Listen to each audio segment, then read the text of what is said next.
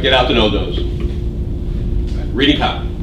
I want to handle this in two segments. The first segment is just the overview, and then the second segment is I want to do a briefing exercise, which is the way I want you to prepare for reading comp.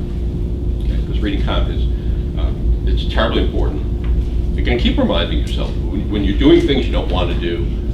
It's easier to do things you don't want to do when those things are attached to a larger purpose, right? And reading comp is really critical. You're not going to be, I love you all dearly, you're not going to be a lawyer if you fail to read, comprehend, and extrapolate from dense, difficult material. Now, you don't have to do it as well as everybody does it, but you have to be able to do it. Okay, so that's what they're doing here, is can you do what other people either can't or won't do, which is to read, comprehend, and then infer or extrapolate from that, because that's the whole law school experience. Okay, so where to begin on reading comp?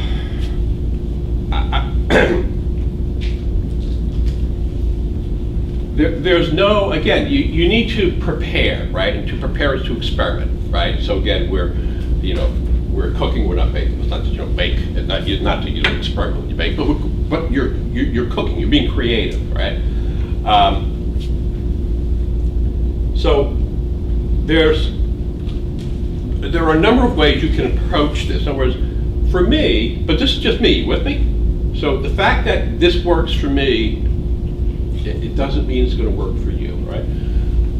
But in reading comp, the passage is the law. I mean, analogize to logical reasoning, right? Where the law is the argument. So what's that, 40 words? I mean, depending, right? But you get that the argument in reading comp, in logical reasoning is digestible, right? It's 40 words.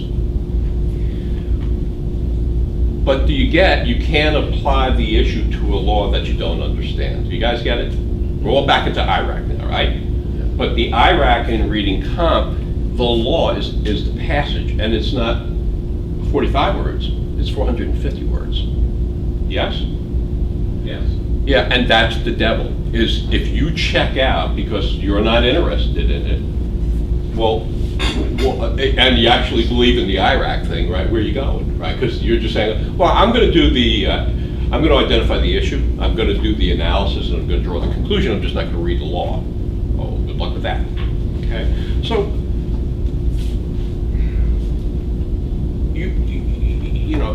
to me, this is like polio, meaning you inoculate yourself, right? You inoculate yourself by reading every reading comprehension passage that they have from at least exam 62 forward, so that when you take the test, you have a sense for what they're putting on the test. For me, because I'm driven by that IRAC analogy, right? So for me, I read the passage, I read it, and I take whatever time is required to understand the law. That's all there is to it. Now, for some of you, that's going to mean you're doing 2 passages on the test. For some of you, it means you're going to do 3, and for others, it's going to mean 4. But you go nowhere. I mean, I just don't know who in their right mind would skim a passage. It's fine to skim it if you're going to go back and read it, but who would skim a passage? Because you can't. It's not written, you know what I'm saying? It's not written to be skimmed. It's written to require the reader to get it. So, the 3 techniques I'm aware of, and I'm sure there are more out there, but the first is, and which I use, is you just concentrate on the passage. You just concentrate on the passage. Passage is the law, right? And I'm a lawyer, and I spend a lot of time understanding laws, right? And I'm in no rush. Now, the devil is, there's no time on this test. That doesn't matter. If you don't understand the law, what am I missing? Right? That's one way. So you just read the passage, and when we do the briefing exercise, what we're going to have you do is we're going to time it. And I mean, I'll put a limit on it, but the goal is you need to increase your awareness of what 3 minutes feels like or what 5 minutes feels like. You need to increase your awareness of that, and if you keep practicing, you will. You'll be more aware of, just intuitively, that was 5 minutes. Okay. Second way of doing this that I'm aware of is you skim the passage and then you reread it. The advantage of that is it goes to a proposition. They're both related. In other words, when I read it, there's a slash mark at every period. So in reading comp, I'm putting the slash mark in contemporaneously. Like in logical, I'll do the slash marks first, right? And that's because I'm looking for the conclusion, and I'm looking for the structure, right? But in reading comp, when you get to a period, or you get to a semicolon, or you get to a colon, put a slash mark in. And then you're in one of three places, right? You've either understood what's to the left of that slash mark, so you got it, right? So, it's Roger Maris hit 61 home runs. Okay, I don't need to reread that, right? Or you need to paraphrase what you just read, right? So you get to the end of the sentence, you say, I got it, I'm there, but I'm not completely there. Then you stay there and you paraphrase it. Now, when you stay there and paraphrase it, that takes up time, right? But the reason you're saying you need to paraphrase it is because you're not certain you've got the law. Then you have to have the law. There's a third position you can be in, which is you get to the period and you say, I don't have a clue what I just read. Okay, well that's not an option. The only time that's an option is when the next sentence starts with something like, for example. Okay, the purpose of examples are intended to clarify the statements that precede them. Okay, so if you do read something, right, you got no clue what it said, and you see the next sentence is for instance or for example, then they're going to help you out. Okay, so in that case, I would say go on, read on, and see if that clarifies it. But if you don't understand what you just read, you have to reread it. Yes, does that seem like? Or you just merrily go down this path, right, where your hold on what is written becomes more and more tenuous, and then it's just not going to be a happy outcome. Okay. So, for me, that means because I'm doing that, I don't feel like I need to skim the passage. Because the purpose of skimming the passages is to get some of it in your mind, right? So it's there. And then when you read it more diligently, you're pulling out what you put in there in the skim, right? The purpose of what I'm doing is to read it with such care that, again, if I just get it, it's there. If I need to paraphrase or reread, the principle is when information goes into the brain, it gets scattered all over the brain. When you first read something, you first put it in there, it gets scattered all over the place. When you retrieve that information, and you retrieve it by reading something a second time, now you're taking it out, the brain is much, much, much more efficient at taking it out. And it all comes out in one piece. So you will find, most of you will find, that when you reread something, you get a much richer understanding of it if you had trouble understanding it the first time. Okay, so the principle is that's how, to the best of my knowledge, learning works, right?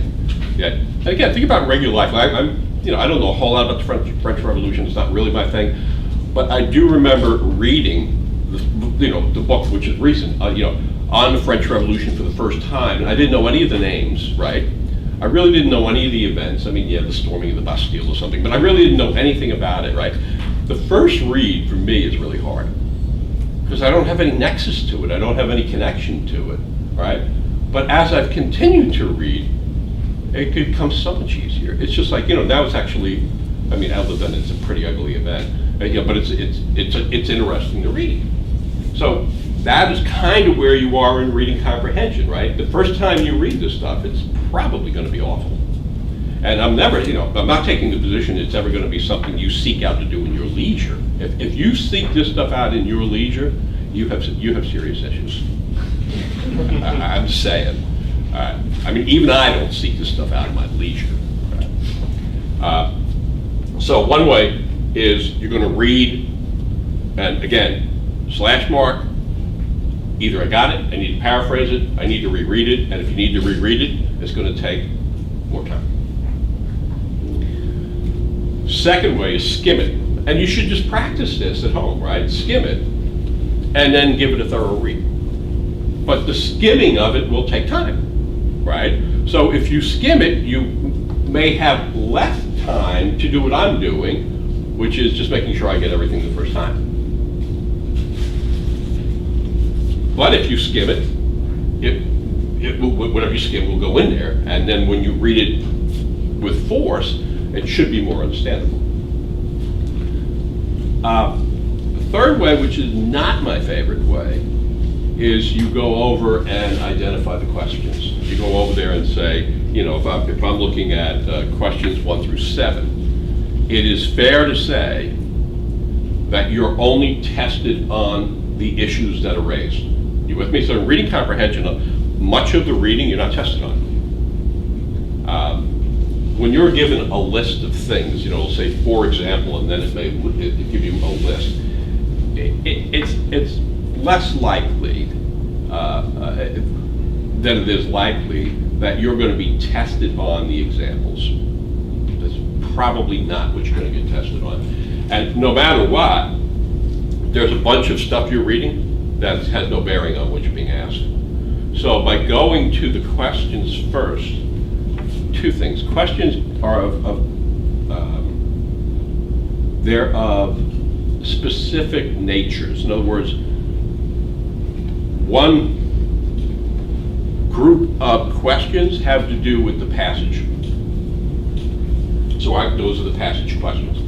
Passage questions will be, and they'll usually say passage, right? And they'll say the author's attitude, or the main point of the passage, or based on the passage, the author would infer. Do you get the passage questions requires the reader to read the entire bloody passage? Yes? Yes. So now you have to decide, again, this is just Peter, right? So it doesn't, my experience, and again, I'm not any great reader. I mean, certainly, I don't think reading comprehension's that hard. And what I mean by that is once you get the law, they're not requiring a ton of analysis. Logical reasoning to me is much harder. That in terms of the analysis, right? When you read 450 words, somebody's got to cut you a break. So,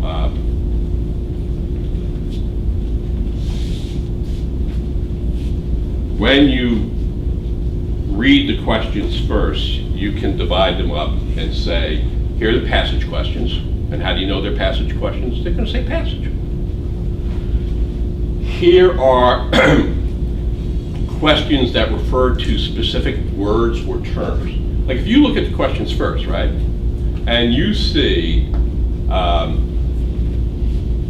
E. coli bacteria in question number 2, E. coli bacteria in question number 5, E. coli bacteria in question number 7. Do you think it's going to be kind of important when you get the E. coli bacteria to slow down?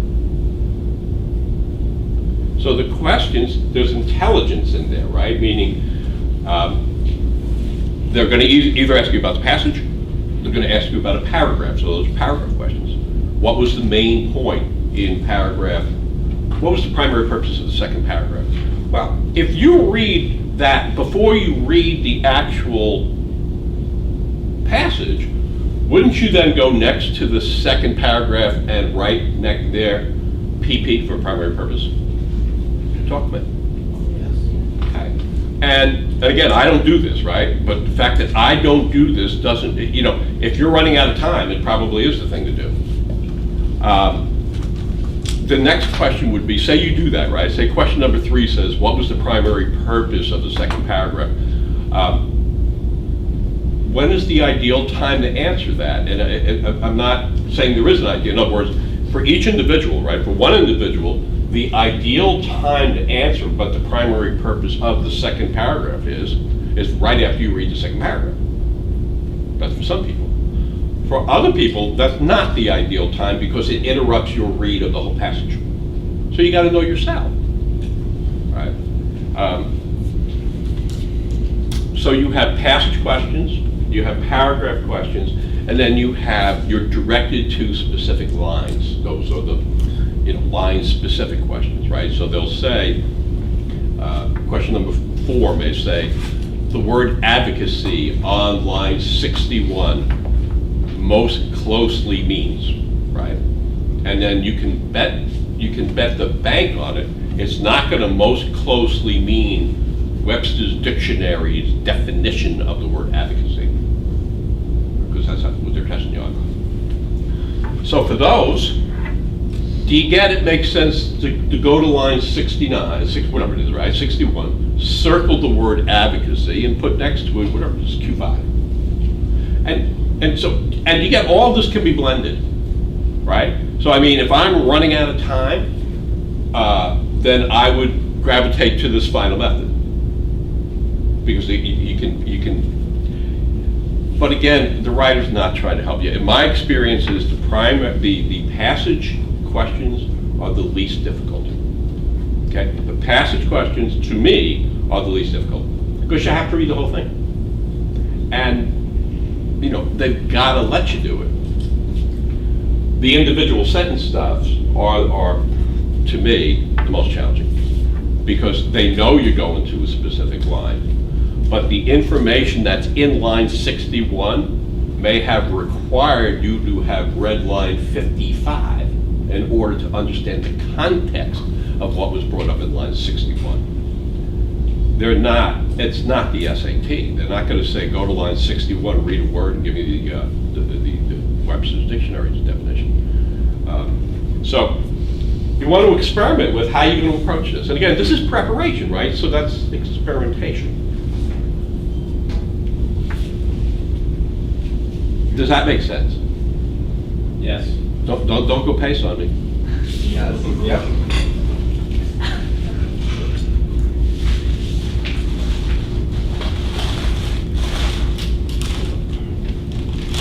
Okay. So that's you want to develop your approach based on some form of what we just discussed. As to the passages themselves,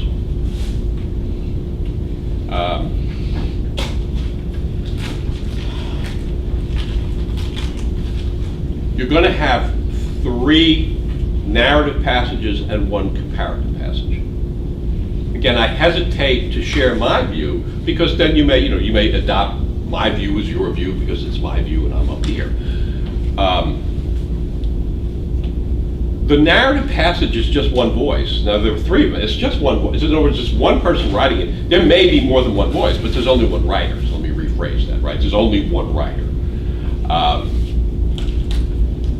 And that writer is developing one theme. That writer had a purpose, right? It's going to take 450 words for the writer to develop the purpose, but it's much more common, I think, in regular life, the narrative is, than the comparative, right? So as you prepare, you need to see if there's a trend that develops. Meaning, are you more comfortable with the narrative passage than the comparative passage? Are you more comfortable with the comparative passage than the narrative passage? And it'll be different for each person. The comparative passage, I believe, should either be done first or last. Because the structure of the narrative passages are always the same. So I want one voice, then 2.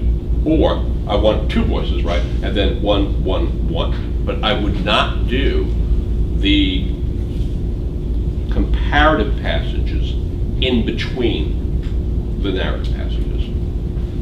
It's harder. What the comparative passage does is it's testing your ability to evaluate an exchange between 2 writers or 2 speakers. There's going to be some point of convergence for sure, but the point of convergence can be, one person can be writing about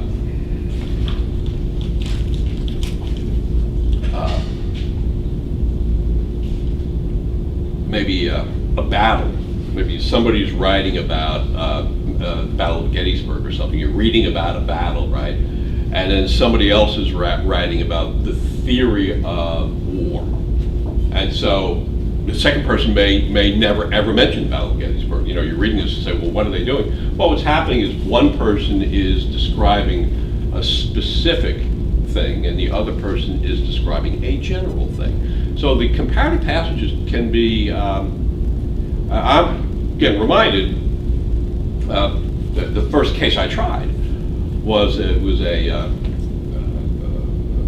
pickup basketball game in Portchester, and one guy cold cocked the other guy, and the guy hit the floor with such force that he lost hearing permanently in his ear when he hit the floor. So it's an assault.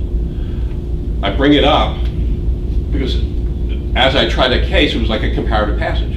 I called the witness. You know, the first guy I called was way up. He was the person who was watching, but was back towards the top, right? And that person was able to testify to how the play developed, because that person saw the whole court, right? Then you would come down, and I had, you know, one of the players on the bench testify, because he didn't see the whole play develop, but he could see as they approached. And then you would call people who were actually standing there who saw the punch. You get that they all had different perspectives. So that's what the comparative passage is doing. There's no way to know. You know what I'm saying? Don't expect agree, disagree, because they're unlikely to do that. They're more likely to have, there's a subtle distinction, but they're both writing about the same topic. So the only way you're going to know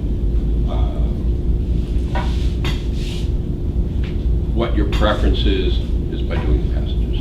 You know, so what I would do at least now is in exam 62 through 71, take the 10 comparative passages, just take them and sit down and maybe over a 20-day period, read each of the 10, right? But comparative, comparative, comparative, comparative, comparative, right? And you're going to get a sense for how difficult you're finding it. And if you find that it's taking you out at the knees, then, well, then maybe that's what you leave behind on the test. Okay, and I would do the same with the narrative passage. But the narrative passages you're going to find far more familiar. How many passages to do? Okay.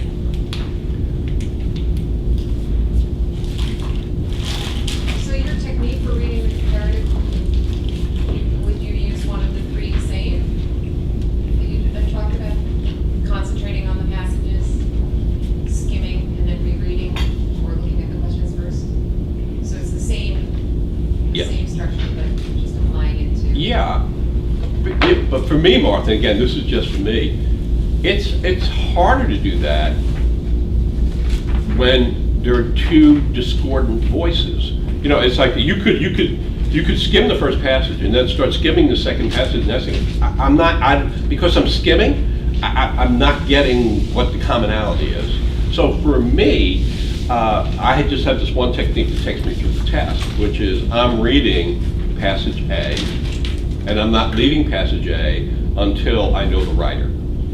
Then I'm reading passage B, and I'm not leaving passage B until I understand the writer, and I understand what this was all about.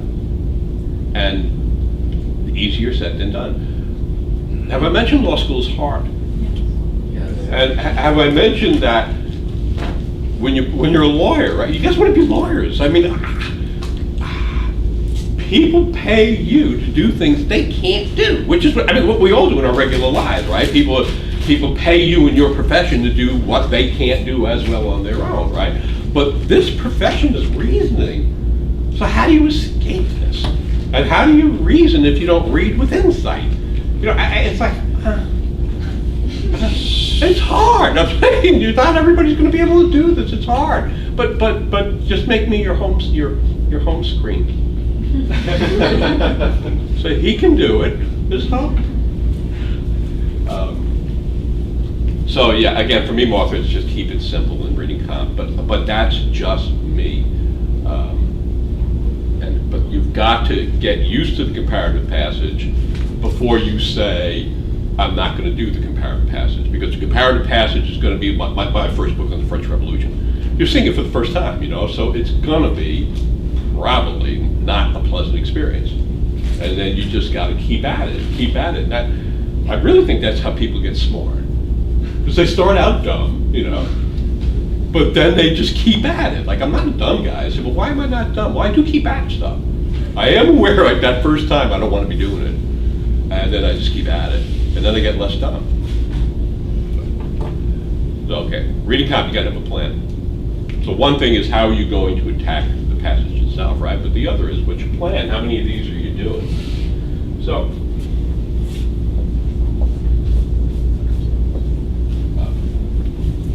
you're going to have a strategy based on your briefing. You're not going to have a one-passage strategy. If you did have a one-passage strategy, you'd have 35 minutes to do one passage. It probably wouldn't help. So let's go with, any of these can result in success, right? But you have to pick what's right for you. So you're putting reading comp in this plan, right? So reading comp requires that you have a plan for analytical, and that you also have a plan for logical. Because the big picture is this: you're saying, what do I want? I want a 70.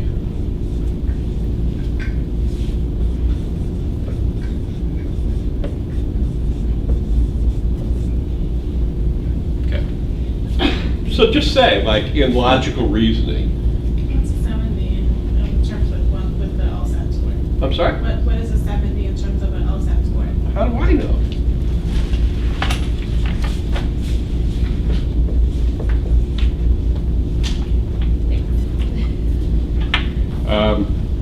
About, plus or minus 1.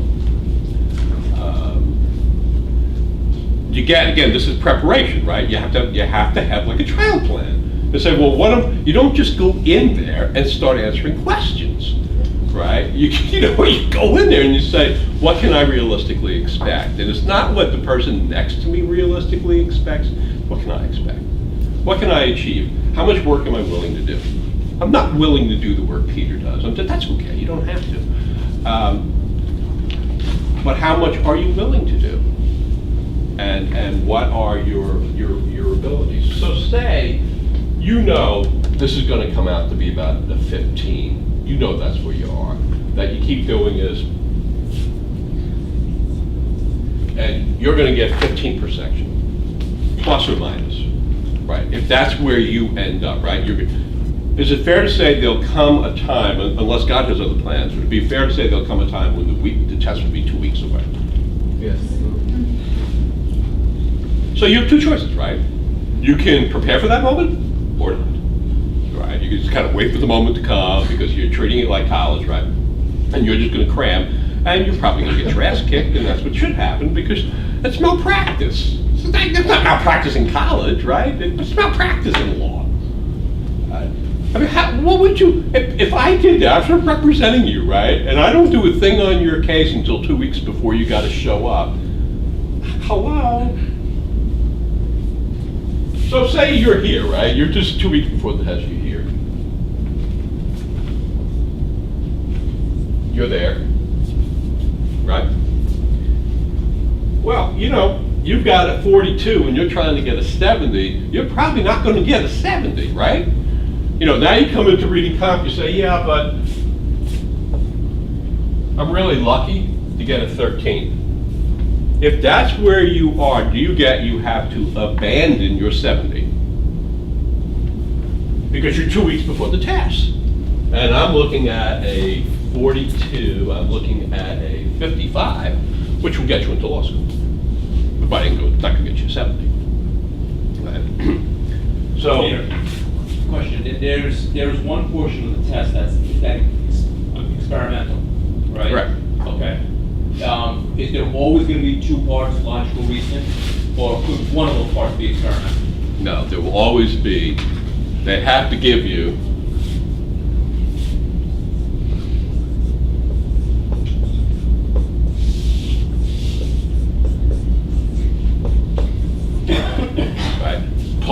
any one of those three.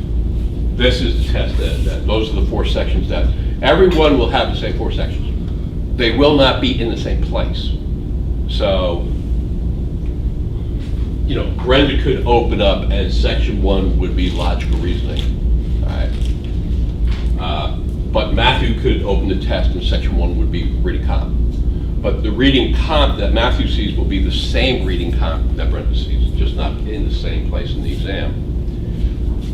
And then over here, it's either going to be a logical, which would be an experimental, a reading comp, which is experimental, or an analytical, which is experimental. So if you have 2 analyticals, 1 does not count. If you have 2 reading comps, 1 does not count. If you have 3 logicals, 1 does not count. And the overwhelming probability is the one that does not count will appear in section 1, 2, or 3. Okay.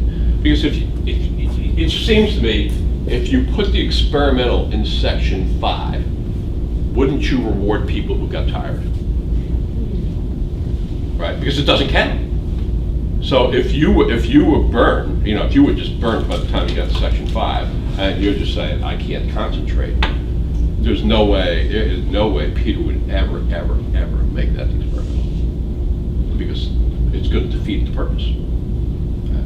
So I'm unaware that the experimental has ever been section 4, and I'm positive it's never been section 5. Okay. That doesn't really do you any good,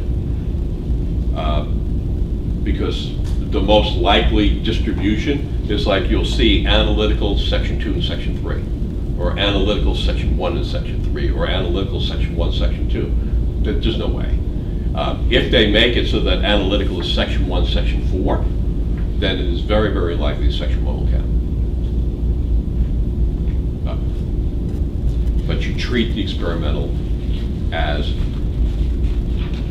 a section that will be scored. You don't try to figure it out. You take a 5-section test. That's all there is to it. Okay. So what I'm saying here is you got to know yourself, right? Yeah. If, let's say that's your plan, and you do that correctly, you get to 30, 12, 13, what would your score roughly be about? There's a conversion chart in Yeah, the just book. look, it's a one- There's a conversion So, chart. I mean, you can write 149. questions. It's after every Yeah, single every single test. section. has a conversion. Oh, 55 on this particular test would have been a 149. thank you. But yeah, at the back of every test, they have that conversion.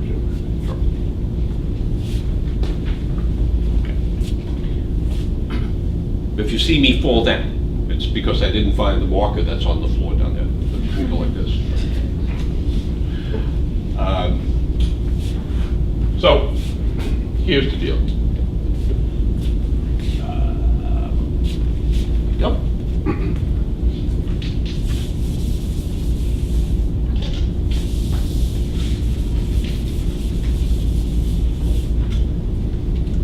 You have 35 minutes. With the process you're going through is IRAC.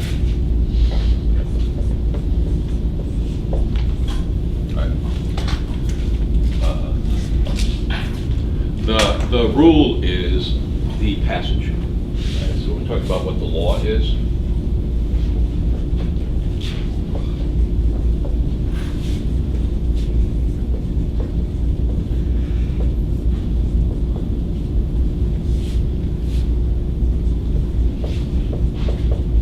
The issues are the individual questions.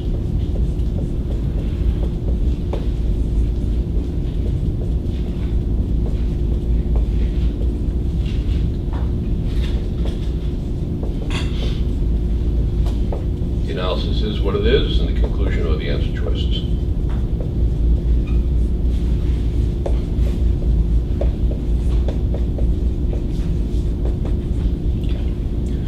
I think what is different about reading comp, I know this. In other words, in logical reasoning, the first thing we're doing is identifying the issue, yes? Yes. But that's not the first thing we're doing in reading comp, and it's not the first thing we're doing in analytical, right? So you need to be aware, it's all IRAC, it's not all in the same order, right? So in logical, they're saying to you, before you ever read the law, you need to know how you have to manipulate the law, whether you weaken it or strengthen it or identify a flaw. It sets your mind, right? So you're a mercenary. You're saying, give me these words, right? And I'll do what you tell me to do.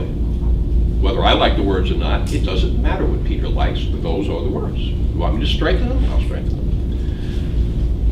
That's not what you're doing here. Here, you're not being told to weaken this or strengthen it. You're not being told any of that. You're being told to understand it. Right? So in reading comp, you start by reading the passage. Right? And what they're testing is your ability to understand complex law. That's what they're doing. Or a complex case that you'll have to read in law school.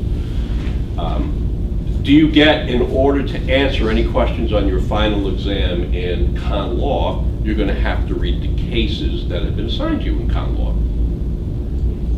And you're not going to read the cases in con law by saying, well, my opinion is. Where would you go, right? I mean, if you're reading Justice Brandeis and you're saying you disagree with Justice Brandeis, you're giving your opinion. Who cares what your opinion is? Tell me what Justice Brandeis wrote. So here, could you attach it to law? Because it's too boring if you don't. Could you attach this to, you're gonna have to do this in law school, right? And what you're being tested on in reading comprehension is your ability basically to paraphrase what the writer has written, where it's been 450 words to get there. So it's all about not what you think of the subject matter, and it can be dangerous in reading comp, because you may pick a particular passage because the topic speaks to you. So you may say, maybe you have a background. Let's say I have a background, which I do, right? I have a background in international relations, right? So do you get, and I've read Hans Morgenthau, which doesn't matter who that is, but do you get, with that background and with my specific knowledge of Hans Morgenthau, that if they put a passage on here about international relations and the material covered by Hans Morgenthau, I already have a view. Yes? How harmful would it be if my view were not the same view as the person who wrote what I'm reading? You got to be so careful, because your view doesn't matter. If it happens to coincide with the writer's view, most of the time, that's great. But that's not what it's about. So in reading comp is quite different from logical reasoning, because you're not a mercenary. There, you're actually trying to read to understand what the writer wrote and what was implied from what the writer wrote. So if Morgenthau's writing about the stability of a unipolar world, and they'll have to define what that stuff is, but if he's writing about the stability of a unipolar world, but he's writing in 1945, you're going to be asked somewhere and say, well, what do you think Morgenthau would say about the current conditions of the world?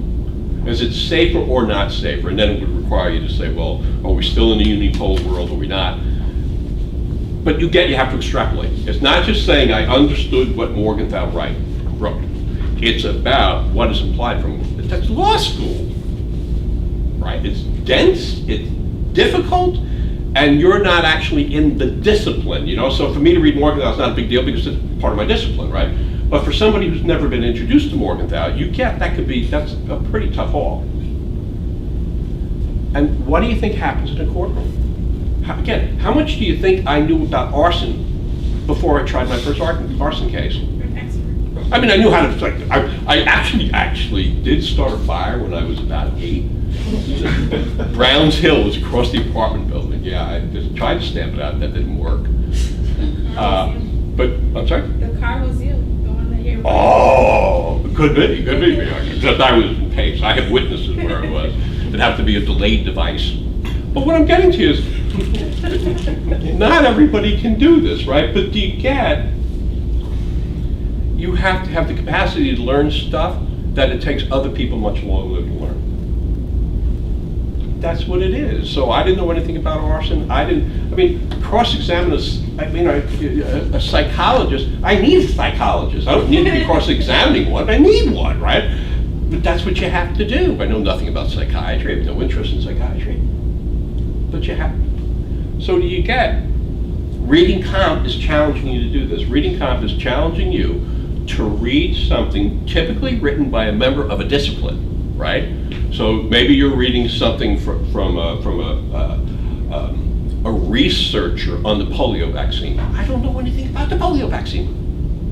Maybe you're reading something from an educator about a particular theory of education. Well, I don't know any of that stuff. Do you get what they're doing? And then you're going to come here, it's exactly what you're doing. You're going to have to read about the Commerce Clause. You're going to have to read about estates. You're going to have to read about things that you probably have no background in. That would be hard even if you had, well, it would be challenging if you had a background in it, but you're not going to have a background in it. And that's what law school is. So, here, if you do 4 passages, you're going to get 8.5 minutes per passage. If you do 3 passages, you get about 11 3/4 minutes for 3 passages. And if you do 2 passages, you get 17.5 minutes. Do you get? Here's what you have to do. There is no escaping it. How you do this is up to you. Whether you do this by one intense read, or by skimming and then a somewhat less intense but still intense read, or by going to the questions and allowing that to guide you is more of a tactical strategy. Do you get, if you come away from the passage without understanding the passage, how shall I put this gently? What word comes to mind? You're fucked! Right? You can't. It's not an option, and it's not an affirmative defense to say I don't want to read this shit. Well, then don't be a lawyer. Right. So this is the prime directive, right? You've got to get to the point where you say I'm going to understand what this person wrote, and chances are this person is a member of a discipline. Right? And writing as an academic, so they're not writing down to you, they're not necessarily being clear to you. Oh yeah, because that's what you're going to do for the rest of your life. Is read that kind of stuff, but it's going to be legal stuff. So you need to assess how much time it takes you to do that, which would be the exercise we're going to do. Okay. My position is this on reading comp. When you get this down, right, you're going to find that when you apply the issue, right, so there are very few passages that don't ask you what the main point was. Very few, right? If you have read this carefully, the main point, yeah, they'll throw stuff in there where it's a point but not the main point, for sure, right? But the analysis is way, way thinner than in logical reasoning. And I think it has to be. Or you get this, right? And then the way you approach this is, I have it. Or, I have it as best as I'm going to get it. You with me? You're done with your read. You haven't rushed your read. You say to yourself, this is the best I can get. I can't go any further here, right? Then you have to relax, apply the issue to what you just read, look at the answer choices, have some confidence that most of these questions are not that deep, and don't overanalyze. You get it. If you take too long reading here, right, and now you treat this like it's logical reasoning, right, where you overanalyze, you get that's just going to come down. Maybe you could have done 3 passages, you'll now do 2. So what I need you to be aware of as you're preparing is, did you really understand what you just read? And did you give yourself enough time to understand what you just read? What? Is there, in logical reasoning, we fairly certain degree that certain numbers can be easier than others. Yes. Would there be a similar situation in reading comp? No, it's a great When question. I read these, some of them seem, maybe it's just my imagination, but some of them just seem like almost impossible, and others are, Correct. especially the science ones are really complicated. Well, okay, yes, and that's a fair observation and a common observation, at least in my world, that science passages scare an awful lot of people away, and I think there's reason for it other than an aversion to science. I think, That's interesting, 'cause I struggle with humanities. well, and we're each, yeah, and that's fine, we're each different. The science passages seem to me, again, I think the folks who are writing the passages are members of the discipline they're writing about, right? So for most of humanities, the vocabulary we're accustomed to. There's we're familiar with the vocabulary. If anybody put on the test what Vicky does for a living in terms of reading stuff from the government on government pricing and Medicare, if somebody from her discipline put that on this, it would be almost impossible to read, including me. So science to me is analogous to that, right? Science is the words, the terms are insular to the discipline itself, whereas in humanities that's not the case. But if your background is, you know what I'm saying, Sunil, if you have grown up in a background where there's been more exposure to deductive reasoning and to science and to the sciences, to biology, to that stuff, then it's probably going to be less difficult than the humanities to you. So there's no one way. But as to the question, it's not the number of the question that has any impact in reading comp. You know what has impact to me? This. Because there's no time for analysis. In other words, the time is here. The time is I'm going to understand the law, and now I have to go interpret the law. That's all there is to it. So I have to have confidence that I've understood what I'm about to interpret.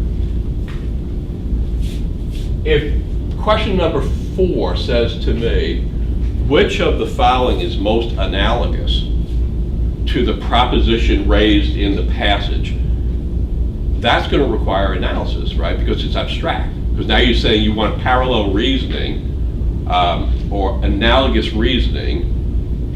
No. You know what I'm saying? It's, to me, so whatever that number is, where the issue is abstract, I'm going to, again, pull a trigger. You cannot overthink because it takes the time it takes to understand the law. So it's not the question number, it's the nature of the issue that's presented for me. So basically, you would start with the issue first, and then you would do the analysis, rule of law, or you think that the rule of law you should just focus on, and then I'll leap to the analysis and then the conclusion. You're going. This is what it's all about, now, right here. The rule of law, the passage. Right? And again, I do think what's demonstrably. Again, who am I? I'm saying my experience is, I sit down with a reading comp, and I get the law. I'm not struggling a lot with analysis on most of the questions, certainly on some. I don't have that experience with logical. Logical, to me, they are deeper dives. I mean, particularly when you get from 17 to 22 or so. They're just deeper dives. Okay. So, again, this has to be integrated into your plan. Because if you want to get a 70, that's not going to happen. You know what I'm saying? If you want to score 70, that's going to be extremely difficult with 2 passages. But the theory of this is you just want the highest score, right? So get over your ego, right? You just want the highest score, right? You say, okay, so now let me experiment with doing just 2 passages, right? Let me just experiment with doing, could you be humble? Could you do that for me, please? Could you be humble? Because how good is it going to feel if you start with 2 passages, right, and you're just kicking ass? That would be good. Well, yeah, but how important is it for you to get that feedback? Like, what happens if you're doing two passages and you're getting half of the questions right that you're doing? Well, then you at least know where you are Yeah. and how to better do it. Yeah. You get there's information and there's intelligence, right? The information is you're gathering information, right? You want to be lawyers, my job is to turn information into intelligence. So the information is whatever score you got. The intelligence is what you do with the information, right? So here, you just say, oh, and you take the time. You say, I'm just doing the two, and you have to force yourself to just do the two, right? So you're going to take 17 minutes available on each passage. You don't have to take 17 minutes. You know, look, if you're doing this, right, and you're done with the two, and you say, all right, I'm done. And then you go back and you get 12 out of 14, all right? And then you do it again, and you do two different passages, and you get 12 out of 14. And, okay, you know, I think we can move on to 3, right? But if you do that, right, and then you say, no, this is too tiring. I'm at 22 minutes now, right? I've answered all the questions, I'm done. I took 22 minutes, I'm done. Well, okay, and they got half of them right. You with me? You said I'm done, right? So there was no humility in that. You said, no, I'm done. I don't need this extra time. And maybe you didn't, but if you don't need the extra time, I expect to see no more than 2 incorrect choices. So you start here, and second, so maybe I have 5, a 6, and then you're going to guess whatever you don't do. So you get a 5, a 6, a 1, and a 1.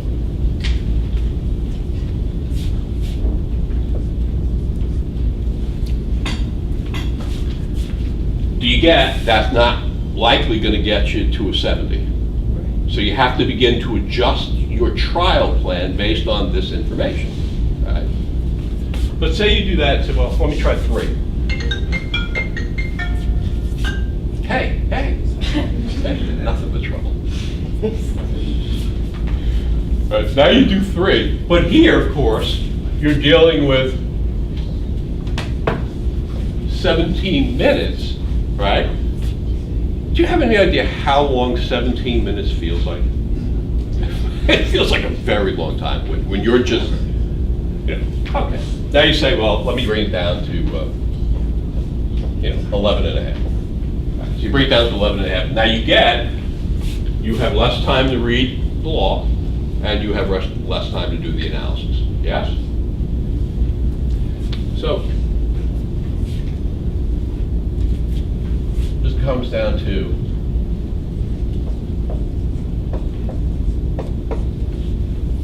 and you say, oh, well, I went up to 3 passages and my score went down to a 9.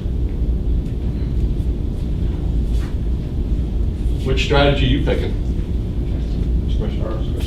Yeah. Okay. This is what matters, not this, right? And this can go up the more time you put in. I mean, you can change these outcomes, right?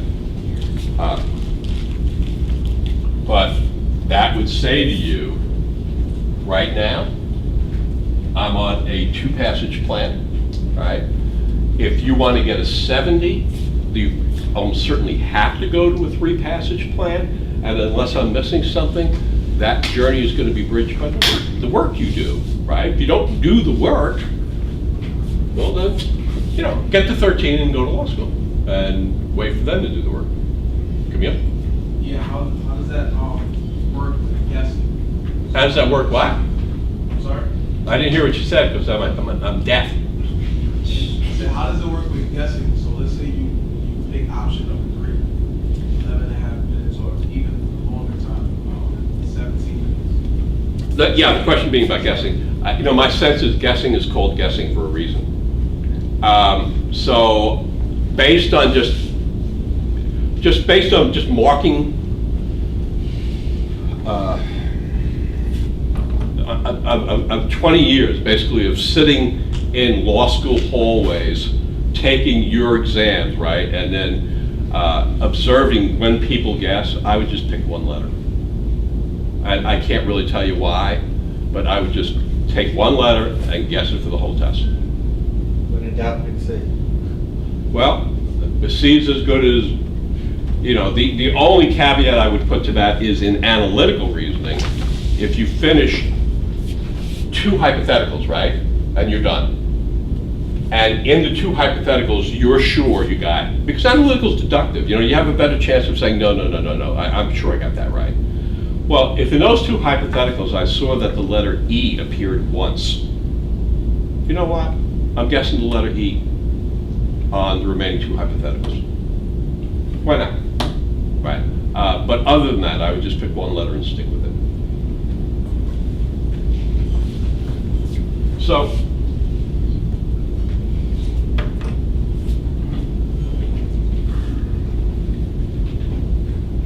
what we're going to do next is this exercise, right? Which is to inform you as to, right now, how much time is it taking you to read and understand this so that you actually understand the law?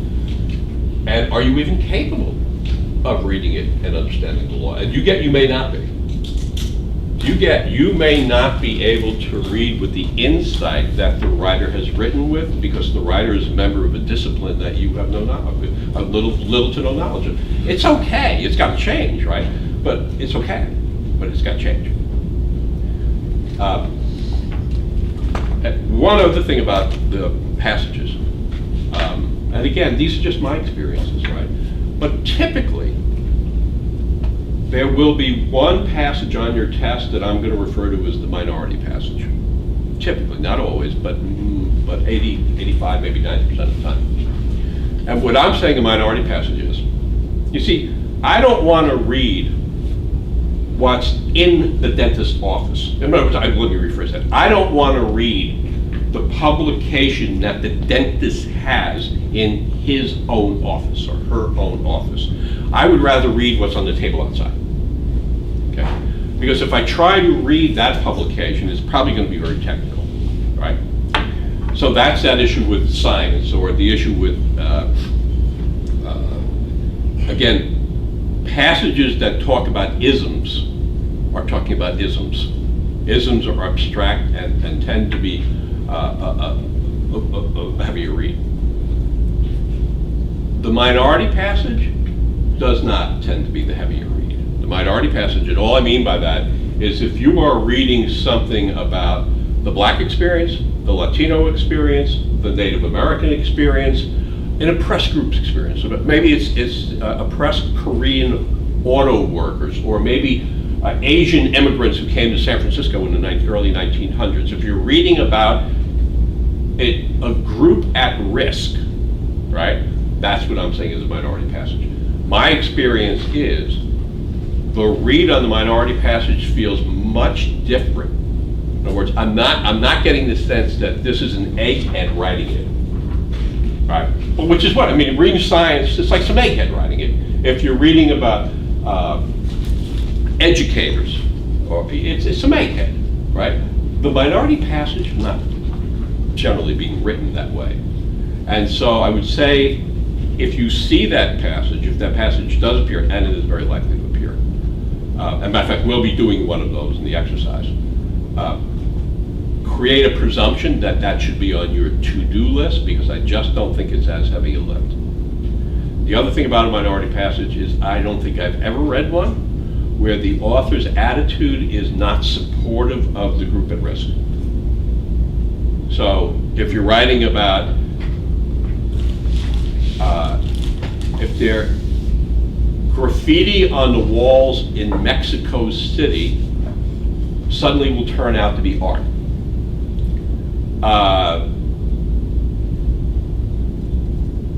Anything that's blended will become better. So if you're reading about poets in Central America and poets in Spain, right? And the poets in Central America make adjustments to the poetry in Spain, it will be better poetry. That is the way these things go. So in terms of the author's attitude in the minority passage, it's almost always supportive.